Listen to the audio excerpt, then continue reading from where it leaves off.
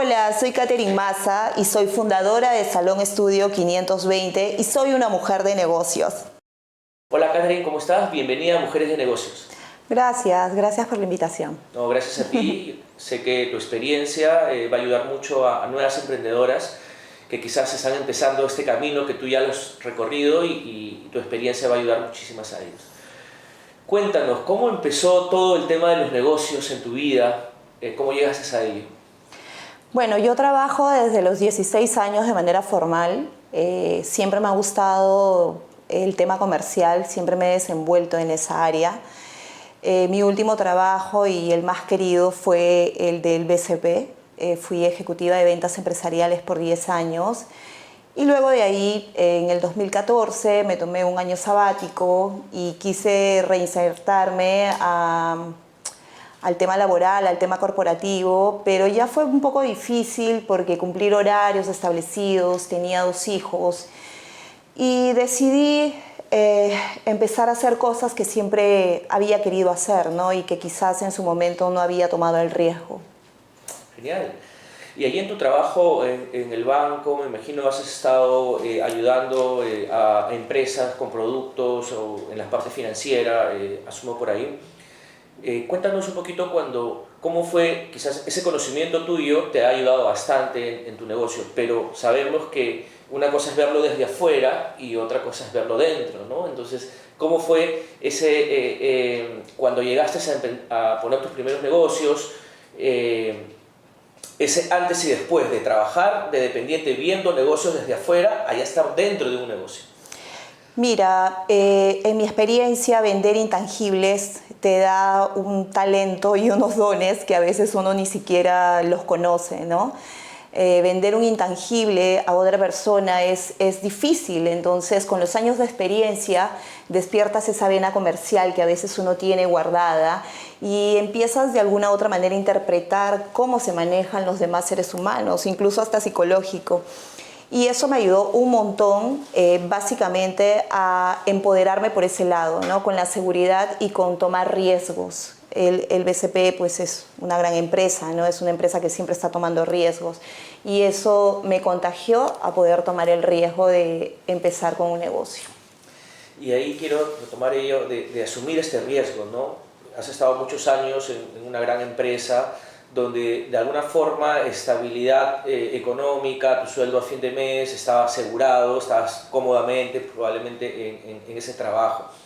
¿Qué le dirías a las emprendedoras o a las que quieren emprender y quizás están en tu posición de estar en un trabajo tranquilo, cómodo, seguro, pero tienen ese temor de dar ese paso, de arriesgar? ¿Cómo fue tu proceso y qué le recomendarías a esas mujeres que quieren hacerlo pero todavía no se atreven a dar ese primer paso?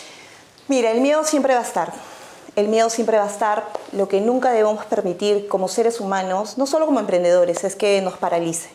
Nos paralice y no nos permita hacer cosas de las que soñamos, porque el tiempo pasa, los años pasan, y siempre te vas a preguntar por qué no lo hice, por qué no lo hice. Entonces es mejor hacerlo.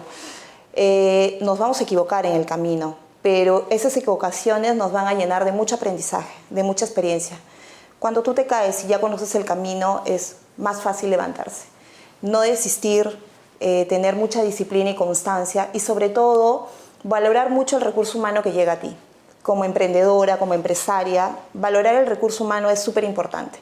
Cuando tú valoras el recurso humano en la posición en la que te encuentres, no sabes lo más rico y lo fácil que se hace recorrer el negocio del emprendimiento. Eso es lo que podría decirles, ¿no? Genial, genial, Katherine, lo que nos estás contando. Como sabemos, todo emprendedor, emprendedora asume riesgos. Y en esos riesgos hay cosas que van a salir bien y hay cosas que no van a salir bien. Quizás, ¿cuál crees tú que ha sido ese momento en el cual quizás te equivocaste en alguna decisión, quizás no salió bien algo, pero de alguna forma le diste la vuelta a ello? Ese momento, esa experiencia que le pueda servir a las emprendedoras que nos están escuchando, ¿cuál fue? Cuéntanos un poquito, por favor. Mira, mi mejor consejo es empezar de menos a más. Yo cuando empecé el rubro donde estoy ahorita, que es el rubro de belleza, empecé queriéndolo tener todo. El mejor local, el local más bonito, el recurso humano, el doble de lo que quizás necesitaba, ¿no? en el camino me fui dando cuenta que es mejor empezar de menos a más. No con miedo, pero sí de menos a más, siendo cauta, siendo precavida.